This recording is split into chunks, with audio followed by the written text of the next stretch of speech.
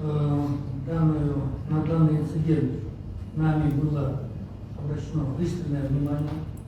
Как вы знаете, мы сразу позвали вас, журналистов, чтобы этому делу дать максимальную огласку и максимальное принципиальное отношение.